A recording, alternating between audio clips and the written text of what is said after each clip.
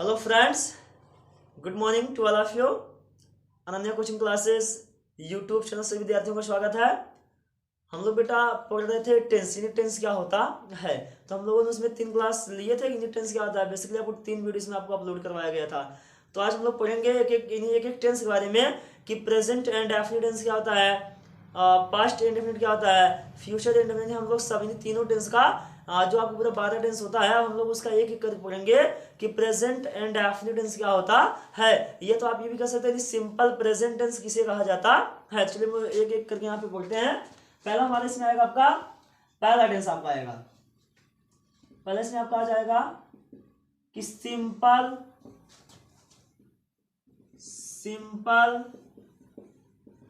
Present tense. यहाँ क्या लिखा गया बेटा आपका सिंपल प्रेजेंट टेंस। और इसी को हम क्या बोलते हैं, इसी को हम बोल सकते हैं कि प्रेजेंट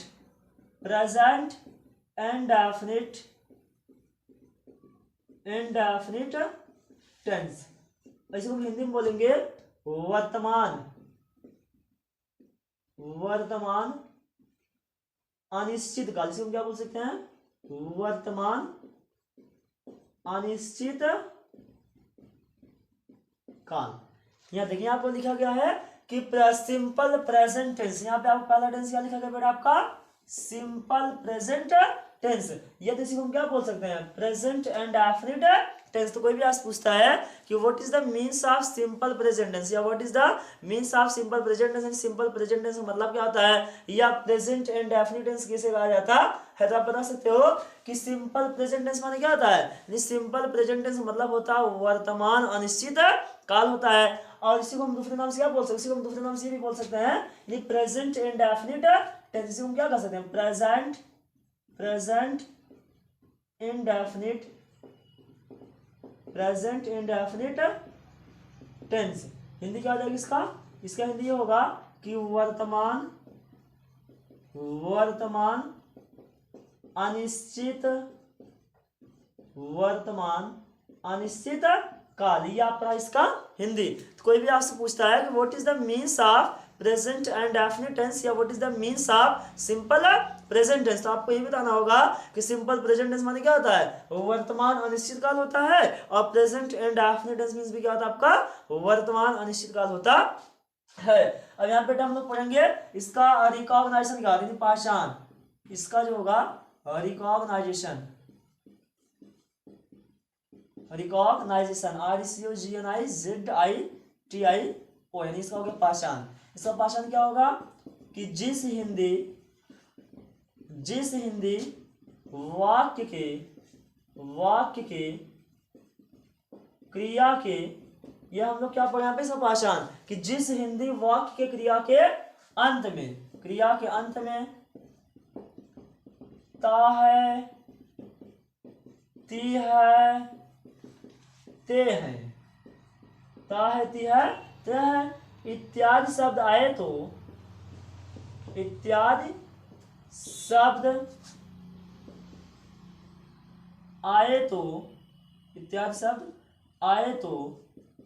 उसे सिंपल प्रेजेंट टेंस या प्रेजेंट एंड डेफिनिट टेंस कहते हैं।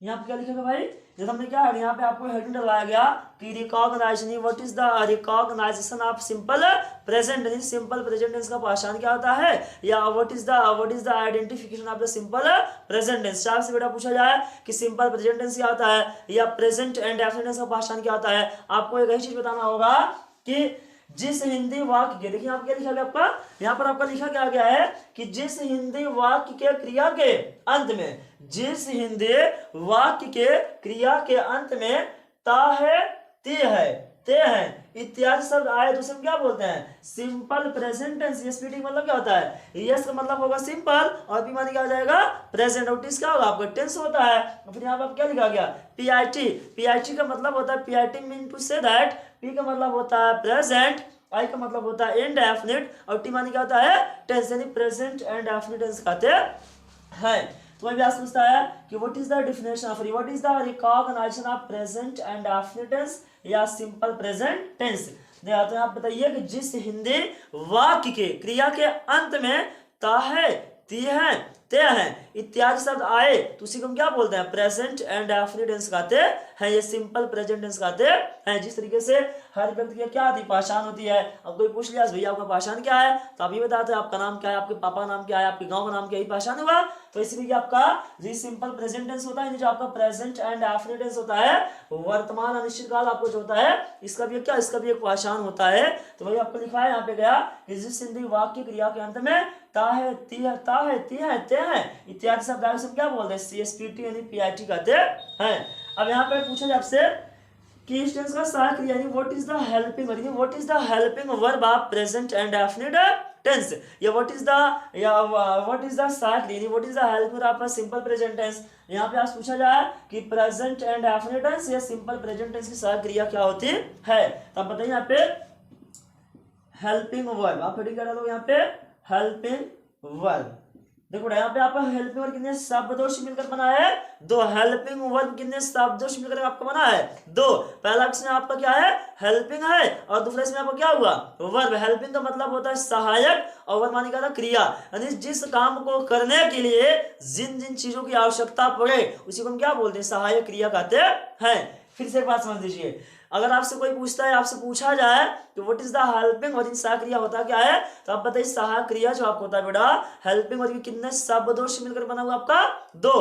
पहले इसमें आप क्या लिखा गया, हेल्पिंग, और दूसरा आपको क्या है, वर्ब है। तो हेल्पिंग का मतलब होता है सहायक, और वर्ब का मतलब क्या हो जाएगा, क्रिया, अर्थात जिन काम को करने के लिए, जिस काम को करने के लिए जिस चीज की आवश्यकता पड़े उसी को हम क्या बोलते हैं, सहायक क्रिया।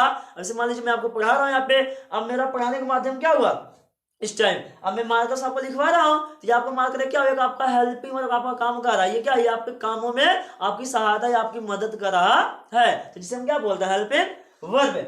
तो अगर आपसे पूछा जाए कि how many types of the helping verb in present and definite tense या सिंपल प्रेजेंट टेंस, तो you can say that there are two types of the helping verb in present and definite tense या simple present tense. पहला इसमें आपका जाएगा बेटा, आपका do होगा, और दूसरा इसमें क्या हो जाएगा, डज होगा। तो लाइफ टाइम आजीवन, कोई भी आज पूछता है कि how many types of the helping verb in present tense या इन सिंपल प्रेजेंट टेंस, आपको दो ही बताना होगा, चाहे आप आज पढ़ो चाहे आप 10 साल बाद पढ़ो, आपको दो ही बताना पड़ेगा। पहला होता है डू, दूसरा क्या होता है डज।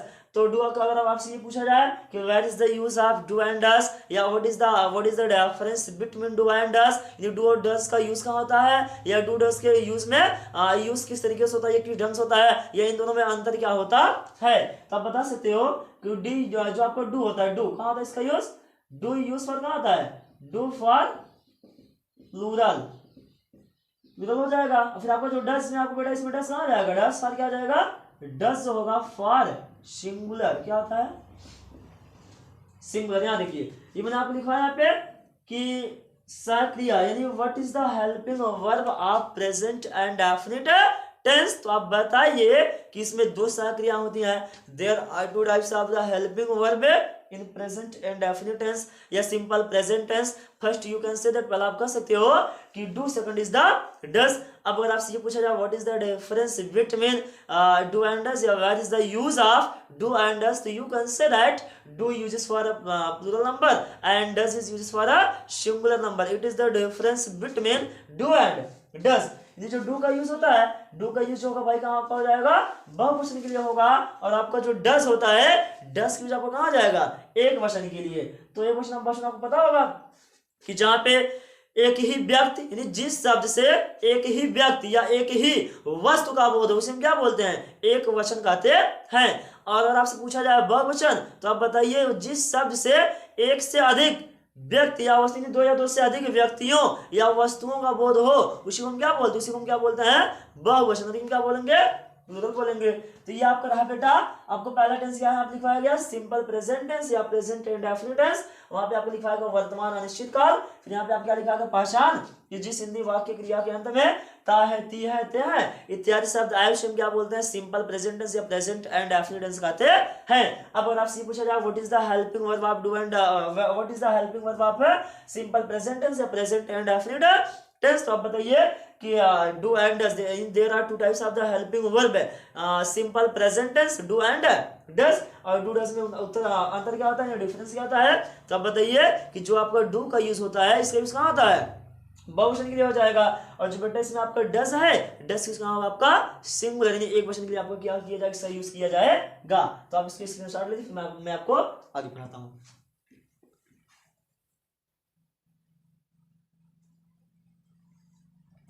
चलिए आप लोग इसको ले लिए होंगे स्क्रीनशॉट, और हम आगे देखते हैं इसका कि इसका स्ट्रक्चर क्या होता है और इसका जो है यूज क्या होता है, इसका एग्जांपल क्या होता है, किस तरीके से एग्जांपल दिया जाएगा।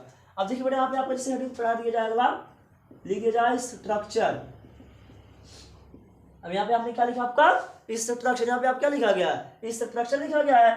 अब यहाँ पे आपका पहला स्ट्रक्चर जो होगा क्या होगा, सब्जेक्ट प्लस मेन वर्ब का first form plus other word.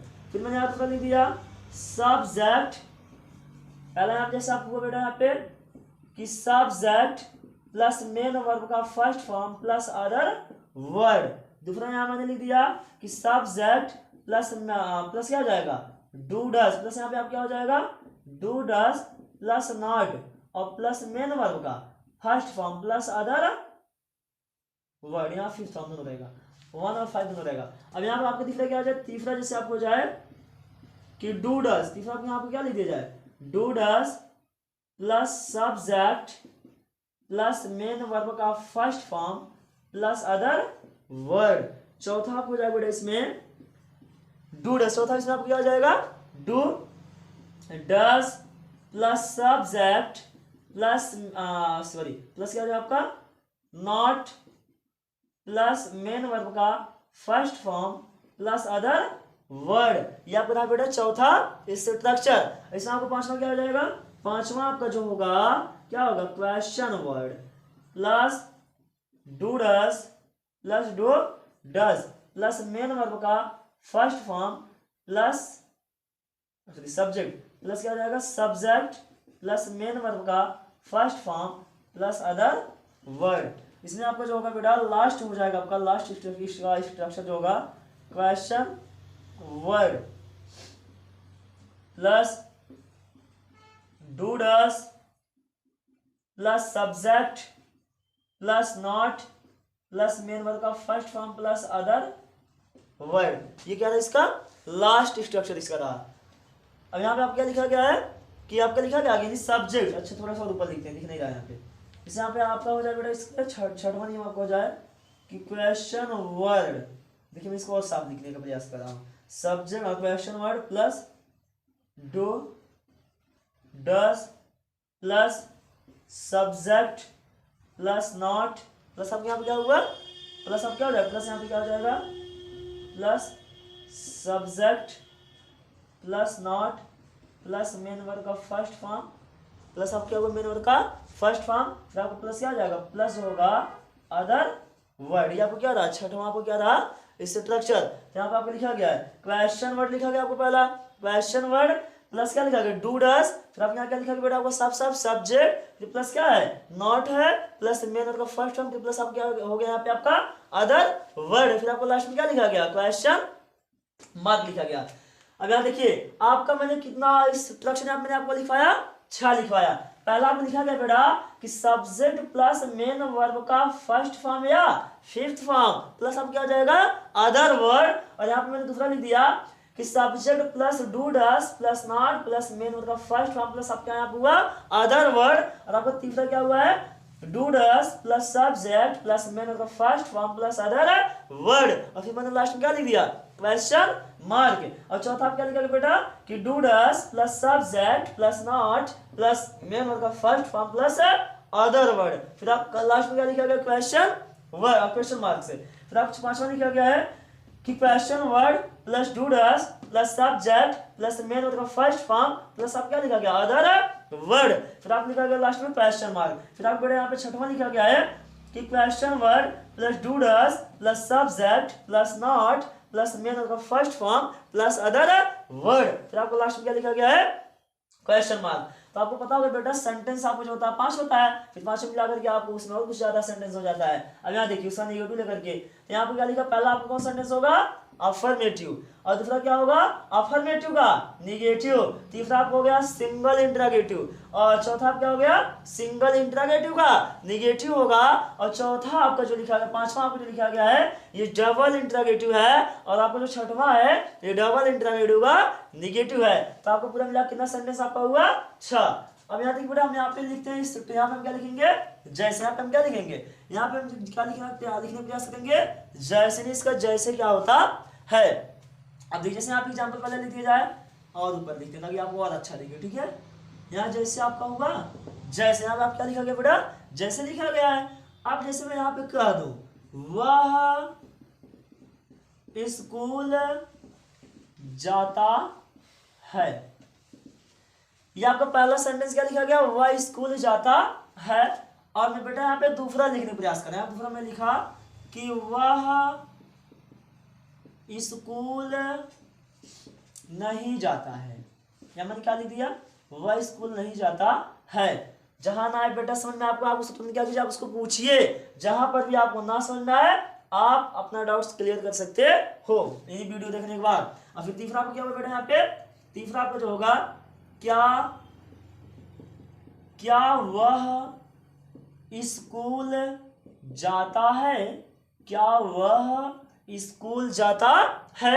अब यहाँ बेटा मैं आपका चौथा लिख दूं कि क्या वह स्कूल नहीं जाता है, यहाँ मैंने चौथा क्या लिख दिया, क्या वह स्कूल नहीं जाता है। अब यहाँ बेटा आपका जो है पांचवा लिख दिया जाए कि वह स्कूल क्यों जाता है। देखो भाई यहाँ पे आपका पांचवा क्या लिखा गया कि वह स्कूल क्यों जाता है। अब जो है भैया आप इसमें लास्ट एग्जांपल आपका हो जाएगा कि वह, आपका लास्ट एग्जांपल क्या होगा कि वह, लास्ट आपका जो होगा छठवां, कि वह स्कूल क्यों नहीं जाता है। छठवां क्या हो जाएगा, वह स्कूल क्यों नहीं जाता है। तो ये देखिए बेटा आपका ये कितना नियम है, आपका मैंने 6 स्ट्रक्चर लिखा है। मैंने आपको कितना यहाँ पे स्ट्रक्चर लिखा, आपका 6 मैंने आपको क्या लिखवा दिया, यहाँ पे मैंने आपको संरचना उसका लिखवाया, और फिर यहाँ मैंने एग्जाम्पल कितना आपको दिया 6, मैंने 6 नियम 6 एग्जाम्पल। अब ध्यान समझिएगा, ऐसे आपको जो पहला है वह स्कूल जाता है, मैंने आपको भी बताया था कि देखो बेटा किसी भी सेंटेंस अगर आप अनुवाद करना चाहते हो तो first of all you should have to find out कि where is the subject, where is the object and which tense this sentence belong it ना। मैंने आप पहले से आप पता कीजिए कि मेरा ये कौन सा टेंस है, फिर टेंस पता करने के बाद फिर आप ये पता कीजिए कि मेरा ये कौन सा सब्जेक्ट इसमें है, और इसमें मेरा कौन सा सेंटेंस है, तब जाकर के आप इसको अच्छा से कर सकते हो। अब मैंने आपको लिखा है भाषा लिखाया था कि जिस हिंदी वाक्य के क्रिया के अंत में ता है, ती है, ते है या इत्यादि शब्द आए तो उसे हम क्या बोलते हैं, प्रेजेंट एंड डेफिनिट टेंस या सिंपल प्रेजेंट टेंस कहते हैं। और मैंने इसमें आपको एग्जांपल लिखवाया, सॉरी इसमें आपको वो लिखवाया गया था, क्या बोलते हैं, हेल्पिंग वर्ब लिखवाया गया था कि इसमें 2 प्रकार से क्रियाएं होती हैं, डू और दूसरा क्या होता है, डस होता है। डू का जो यूज होता है ये किसके होता है, ये आपका जो होता है बहुवचन के लिए किया जाएगा, और जो बेटा इसमें आपका डस होगा, डस किस काम का होता है, एक वचन के लिए किया जाता है। मैंने आपको पहले यहाँ पे लिखवाया था। अब हमारा अगला क्या है यहाँ पे स्ट्रक्चर, तो देखिए 6 नियम आपके और 6 आपको क्या हुआ यहाँ में आपका एग्जाम्पल। तो पहला पहले से बनेगा। अब देखिए मैंने आपको बेसिकली मैंने आपको पूरा टेंस आपको पहले वीडियो में बताया, फिर इसका जो छूटा था मैंने कुछ तीसरे में बताया, फिर इसका जो कुछ छूटा मैंने किसमें बता दिया आपको, तीसरे में। आज मैंने चौथा वीडियो यहाँ पे आपके सामने समक्ष लाया हूँ, और जो कि मैं इसमें आपको एक एक टेंस करके आपको पढ़ाऊंगा। अगर आपको अच्छे से टेंस पढ़ना होगा तो पहले जाकर बेटा पहले आप फर्स्ट, सेकंड और थर्ड जो आपका वीडियो है टेंस का, पहले आप जाकर उसको देखिए, तब जाकर के आपको ये समझ, आपको उसमें आपका प्ले लिस्ट में आपको बना के रखा गया, उसको आप डालिए, उसमें आपको तुरंत आ जाएगा। अब यहाँ देखिए लिखा क्या गया है कि वह स्कूल जाता है। अब बताओ वह स्कूल जाता है कौन सा टेंस हुआ, आई हैव टोल्ड यू, मैंने आपको बताया कि जब किसी वाक्य के क्रिया कर्म में क्या आ जाए, ता है आ जाए, ठीक है। देखो यहाँ पे ता है, ता है, ता है, ता है, ता है, ता है आया ना, जब कहीं पे ता है, ती है, ते है, आजा है, तो उसी को हम क्या बोलते हैं, प्रेजेंट एंड डेफिनिट टेंस कहते हैं, या प्रेजेंट एंड या सिंपल प्रेजेंट टेंस कहा जाता है। अब यहाँ लिखा गया ता है आया है तो सब में आया है, वह स्कूल जाता है, ता है आया कौन टेंस हुआ आपका, सिंपल प्रेजेंट टेंस हुआ या प्रेजेंट एंड डेफिनिट टेंस हुआ। अब आप ये देखो वह स्कूल जाता है कौन सा टेंस आपका हुआ, ये असर्टिव सेंटेंस का अफर्मेटिव सेंटेंस हुआ। अब वह स्कूल जाता है, पहला नियम कहता है, पहले आप क्या लिखिए, सब्जेक्ट, कौन स्कूल जाता है, वह स्कूल जाता है, तो यहाँ पे आपको क्या जाएगा, ही, यहाँ पे आपको क्या जाएगा, ही हुआ, यहाँ पे आप क्या जाएगा, ही। अब क्योंकि वह स्कूल जाता जो है, जो स्कूल जा रहा है वह क्या है, मेल है, यहाँ पे क्या जाएगा, ही हुआ। अब जो आपका भाई सब्जेक्ट है, सब्जेक्ट क्या कर रहा है, अगर सब्जेक्ट सिंगुलर होगा तो आप क्या लगाएंगे, वर्ब का फिफ्थ फॉर्म लगाना होगा। अगर आपका सब्जेक्ट प्लूरल होगा तो आपको क्या लगाना होगा, वर्ब का फर्स्ट फॉर्म लगाना होगा। अब आप जरा सोच के बताना कि जो आपका ये क्या आपका है, सिंगुलर है कि प्लूरल आपका है, यहाँ पे क्या लिखा बेटा, ये सिंगुलर, तो क्या हो जाएगा, वर्ब का फिफ्थ फॉर्म हो जाएगा, क्या हो जाएगा, गोज। यहाँ मैंने क्या लिख दिया, ही गोज, यहाँ पे आप क्या हुआ, ही गोज। अब क्या करता है, जाता है। अब जो आपका मेन वर्ग का जो फर्स्ट फॉर्म, ये जो आपका फिफ्थ फॉर्म है, ये कहता है अब भाई तुम अदर वर्ड के पास चले जाओ, इसमें आपका अदर वर्ड कौन है, स्कूल, क्या जाएगा, ही गोज टू स्कूल, ये आपका हो गया, ही गोज टू स्कूल। अगर शायद नहीं होता कि मैं स्कूल जाता हूँ, तो यहाँ पे क्या होता आपका, कि मैं स्कूल जाता हूँ, तो यहाँ पे आपका क्या लग जाता, जहां आपका ही है यहाँ पे क्या लग जाता, आई लग जाता, और जहां पे आपका गोज है वहां पर क्या लग जाता, मेन वर्ब का फर्स्ट फॉर्म, मतलब क्या हो जाता आपका कि आई गो टू स्कूल, यानी मैं स्कूल जाता हूं। अगर सब्जेक्ट सिंगुलर होगा तो आने वाला वर्ब भी आपको क्या रहेगा बेटा, सिंगुलर। अगर सब्जेक्ट आपका जो है प्लूरल होगा तो आने वाला वर्ब जो आपका है वो क्या हो जाएगा, आपका प्लूरल हो जाएगा। तो अगर सब्जेक्ट सिंगुलर तो MV5 लगेगा, और सब्जेक्ट सिंगुलर प्लूरल तो आपका लग जाएगा MV फर्स्ट लग जाएगा। अब देखो बेटा दूसरा, यहाँ पे उम्मीद है मुझे आपको पहला नियम आपको समझ में आया होगा। अब यहाँ देखिए आप दूसरा लिखा गया है, वह स्कूल नहीं जाता है। अब दूसरा आपके दूसरे के अनुसार बन जाएगा, दूसरा किसके अनुसार बनेगा आपका, दूसरे के अनुसार। वह स्कूल नहीं जाता है, कौन स्कूल नहीं जाता है, वह। जिस तरीके से आपका ये स्ट्रक्चर जो आपका है, ये जो आपका नियम है, जैसे से आपको बोलता है आप वैसे वैसे करते चले जाइए, आपका जो अनुवाद, जो आपका ट्रांसलेशन जो है अपने आप बनता चला जाएगा। अब यहाँ लिखा क्या गया है कि वह स्कूल जाता है। अभी क्या बढ़ेगा आपको जो है असर्टिव सेंटेंस तो है, लेकिन असर्टिव का कौन सेंटेंस आपका हुआ, निगेटिव, क्योंकि यहाँ पे आपका आया क्या है, नहीं आ गया है ना, तो ये भी आपका असर्टिव कौन सेंटेंस आपका हुआ, निगेटिव सेंटेंस हुआ। अब वह स्कूल जाता है, आप क्या जाएगा, ही हो जाएगा, ही हुआ। अब जो आपका सब्जेक्ट है, सब्जेक्ट क्या बोलता है कि बेटा आप क्या लगा दो, डू लगा दो, ये तो आप क्या लगा दीजिए, डज लगा दीजिए। अगर सब्जेक्ट सिंगुलर होगा तो डज आएगा, अगर सब्जेक्ट प्लूरल होगा तो हम क्या लगा देंगे, डू लगा देंगे। अब बताओ वह जो है वह एक क्वेश्चन है कि आपका बहुवचन है, सिंगुलर की प्लूरल, क्या है यहाँ पे सिंगुलर, तो यहाँ पे क्या हो जाएगा, डज, ही डज हुआ। अब आपका जो डज है, डू डज बोलता है भाई, आप किसको लगा दो, नॉट को, मैंने यहाँ मैंने नॉट को लगा दिया, ही डज नॉट। अब जो आपका नॉट है ये बोलता है, मैंने तो क्या लगाओ, फर्स्ट फॉर्म, तो क्या हो जाएगा, गो टू। अब ये क्या बोलता है, अदर वर्ड लगा दीजिए, इसमें आपका अदर वर्ड क्या है, स्कूल, क्या हो जाएगा आपको यहाँ पे, स्कूल क्या हुआ, he does not go to school. मुझे उम्मीद है आपको समझ में आया होगा। अगर ये बेटा होता आपका कि तुम स्कूल नहीं जाते हो, तो आपको क्या जाता, you do not go to school. मैंने आपको बताया कि अगर आपका सब्जेक्ट आपका जो है, अगर आपका सब्जेक्ट सिंगुलर होगा तो आपका वर्ब क्या लग जाएगा, हेल्पिंग वर्ब, यानी आपका डज लगेगा। अगर सब्जेक्ट आपको क्या होगा, प्लूरल, तो हम क्या लगा देंगे, हम वहां पर क्या लगा, वहां पे हम लगा देंगे डू लगाएंगे। अब तीसरा आपके यहाँ पे आया है, तीसरा आपका जो है इसमें, अब देखिए तीसरा आपका कौन सेंटेंस हुआ, तीसरा आपका जो है इंट्रागेटिव सेंटेंस, वो कौन सेंटेंस आपका हुआ, इंट्रागेटिव। और जो आपका इंट्रागेटिव जो सेंटेंस होता है ये कितने प्रकार का आपका होता है, दो होता है। इंट्रागेटिव जो सेंटेंस आपका होता है भाई कितने प्रकार का आपका होता है, दो। पहले इसमें आपको क्या है, पहला आपको होता है सिंगल इंट्रागेटिव सेंटेंस होता है, और दूसरा आपको क्या हो जाएगा इसमें, double interrogative sentence. Single interrogative sentence वह होता है जब किसी वाक्य से पहले क्या शब्द आ जाए, क्या शब्द आ जाए हिंदी में, क्या, जब किसी वाक्य से पहले क्या शब्द आ जाए तो मेरा क्या आ जाएगा, सिंगल इंट्रागेटिव सेंटेंस। ये तो हिंदी में रहा, और अंग्रेजी में कैसे पहचानेंगे, जब टेंस की सहायक क्रियाओं को पहले कर दिया जाए, do, dash, did, is, am, are, was, were, has, have, had, इन सब जब वाक्य से पहले करेंगे तो मेरा कौन सा सेंटेंस बन के तैयार होगा? इंट्रागेटिव तो होगा, लेकिन कौन सा होगा? सिंगल इंट्रागेटिव होगा। तो ये आपका रहा। तो इंट्रागेटिव बेटा आप कितना होता है? 2 होता है। एक सिंगल क्या होता है आपका? डबल। और डबल में क्या हो जाएगा? जब आपका व्हाट यानी question word, what, when, where, who, whom, whose, how many, how much, which, why, जब आपका ये सब कहीं किसी वाक्य के बीच में दिख जाए तो आप क्या बताओगे उसको? Double interrogative sentence. तो एक बार फिर से आप समझ लीजिए बेटा क्या होता है इंटरोगेटिव सेंटेंस। इंटरोगेटिव सेंटेंस भैया आपको 2 प्रकार का होता है। पहला आपको होता है यस और नो क्वेश्चन, ये सिंगल इंटरोगेटिव सेंटेंस। हिंदी में जहां पर क्या, जैसे क्या हुआ स्कूल जाता, क्या हुआ खाना खाता, क्या हुआ बोलता, क्या हुआ अंग्रेजी पढ़ता है, क्या हुआ तुमसे बात करता है, क्या हुआ मुझे इतिहास पढ़ा रहा है, ये सब आपको क्या हुआ? Single interrogative sentence. और इंग्लिश में क्या हो जाएगा? डू डस पहले आ जाएगा, जैसे do you go to school, do you believe the god, do you write a letter ना, डिड यू स्पीक इंग्लिश, आपको क्या हुआ? Single interrogative sentence. और डबल में क्या हो जाएगा?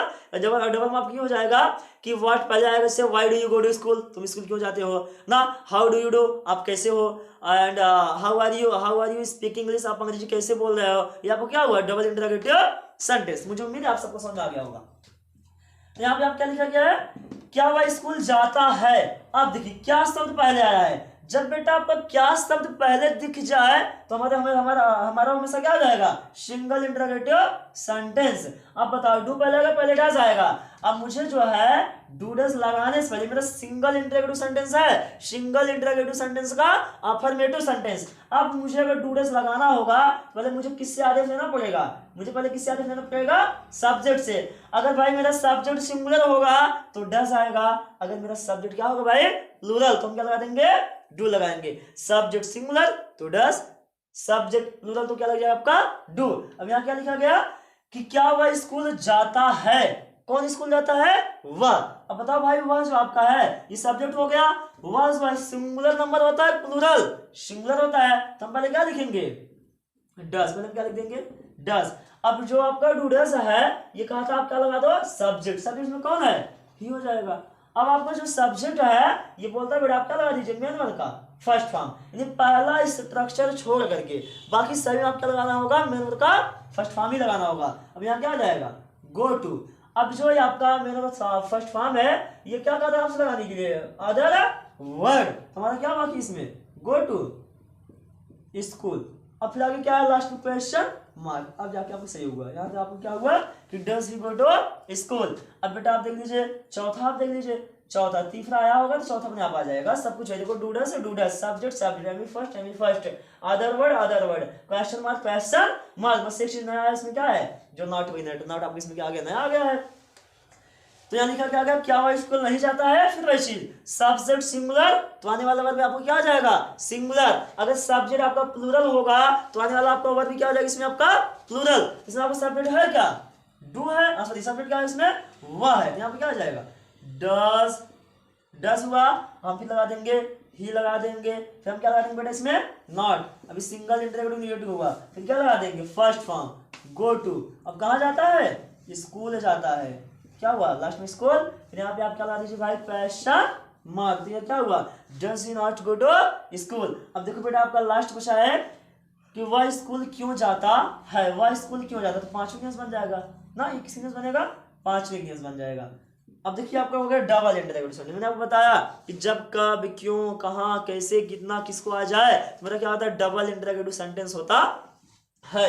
अब यहाँ क्या लिखा है? वह स्कूल क्यों जाता है। जब किसी वाक्य के बीच में कब, क्यों, कहाँ, कैसे आ जाए तो उसकी लीजिए आप क्या कीजिए? सबसे पहले लिखिए। तो यहाँ पे आप क्या लिखा? क्वेश्चन में आपको लिखा गया है, जैसे मान लीजिए आप यहाँ शादी वादी पढ़ी हो, अब उसमें जो सबसे अच्छा जो आपका गेस्ट आता है ना उसको सबसे पहले बैठाएंगे। अब मैंने आपको क्या बताया कि अगर आप यहाँ शादी विवाह या आपके यहाँ कुछ भी कोई फंक्शन पड़ा हो तो आप वहाँ क्या करते भाई? वहाँ पर जो सबसे अच्छा मेहमान, जो आपका सबसे अच्छा गेस्ट होता है, आप उसको सबसे अच्छे वीआईपी ढंग से आप अच्छे कुछ उसको बैठाते हो। तो ये चीज यहाँ पर भी है। इसमें सबसे अच्छा कौन हुआ? Question word. तो इसमें जब भी कहीं पे तब, क्यों, कहाँ, कैसे आएगा तो उसको हम क्या करेंगे? उठा करके सबसे पहले लिख देंगे। तो वह स्कूल क्यों जाता है, इसमें क्वेश्चन वर्ड कहाँ पर आ गया? क्यों आया है? यहाँ पे दीजिए बेटा भाई, यहाँ आप क्या लिखिए? यहाँ पे आपको क्या लिखना होगा? वाई मैंने लिख दिया। अब जो आपका क्वेश्चन वर्ड है ये बोलता है आप क्या लगा दीजिए? डू और डज। यहाँ पे हम क्या लगा देंगे? डज। क्यों? क्योंकि आपको बताया गया सब्जेक्ट सिंगुलर तो वर्ब सिंगुलर। जिस तरीके से बिना बाप का बेटा बेटी कोई जीवन कोई अस्तित्व नहीं होता है, वैसे भैया बिना सब्जेक्ट का डू डस का कोई महत्व नहीं है। आपको समझ में आ रहा होगा। तो यहाँ पे हम क्या लिख देंगे, वाई डस। अब सब्जेक्ट क्या है, वह, तो क्या हो जाएगा ही। अब सब्जेक्ट आपका जो है ये क्या लगाने के लिए, वर्ब का फर्स्ट फॉर्म, हम क्या ला देंगे बेटा, गो टू। अब कहा जाता है स्कूल, तो आपको सॉरी आपको इसमें आता है, इसमें आपको क्या हो जाएगा, स्कूल, गो टू स्कूल। ये आपको क्वेश्चन मार्क क्या हुआ, why does he go to school. अब देखो बेटा अगर आपको पांचवा आया होगा तो मैं आशा करता हूँ आपको छठवां अपने आप आ जाएगा। छठवां जो आपका नियम है सब कुछ देखो, question word, do does, subject, M first, other word. बस नेक्स्ट चीज क्या आपका आया है, नॉट आ गया। कौन है इसमें आपका, नॉट। यहाँ लिखा क्या गया, वह स्कूल क्यों नहीं जाता है ना। बस एक ही शब्द का इसमें डिफरेंस है, इसमें नहीं तो इसमें नहीं आपका आ गया है। फिर वही लगाएंगे क्वेश्चन वर्ड, क्यों आया क्या लगा देंगे, वही लगाइए। यहाँ क्या लगा देंगे, वही मैंने लिखा यहाँ पे, तो आपका यहाँ पे क्या, यहाँ पे आपका हो जाएगा वही। अब फिर क्या हो जाएगा, डू की does, I have told you, मैंने आपको बताया सब्जेक्ट सिंगुलर तो डज, सब्जेक्ट प्लूरल तो डू। तो यहाँ क्या लग जाएगा, वाई डज। अब फिर क्या हो जाएगा, सब्जेक्ट डू, यहाँ पे आप क्या हो जाएगा ही। फिर आपके यहाँ क्या हो जाएगा, नॉट। अब नाटे आपको क्या कर रहा है, ये बोल रहा है नाटे आपका जो है मतलब क्या फर्स्ट फॉर्म क्या जाएगा, गो टू। हो गया। अब लास्ट आपके क्या बचा भाई, इसमें अदर वर्ड, मैंने नॉट को लिखा, फिर गो टू, फिर आप क्या हो जाएगा, गो टू स्कूल। ये रहा आपका सिंपल प्रेजेंट जो कि आपका आज समाप्त हो गया। यहाँ देखिए लिखा क्या, why does he not go to school. तो मुझे उम्मीद है सारे बच्चों को समझ में आया होगा।